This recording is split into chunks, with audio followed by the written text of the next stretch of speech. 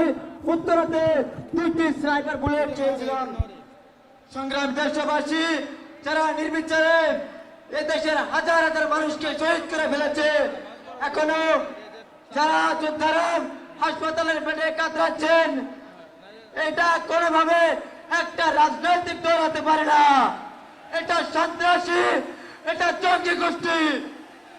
আর একটা সন্ত্রাসী জঙ্গি গোষ্ঠী বাংলাদেশে রাজনৈতিকভাবে ফিরে আসুক, এইটা আমরা কখনোই চাই না।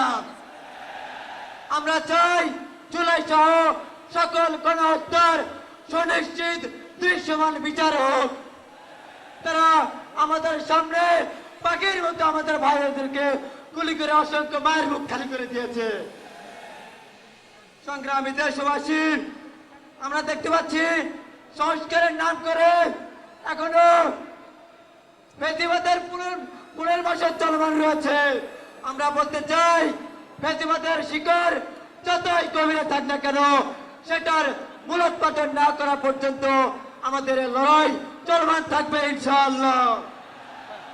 অনেক হয়েছে ডামি নির্বাচন, দেখেছি শুধু নাটকের আয়োজন।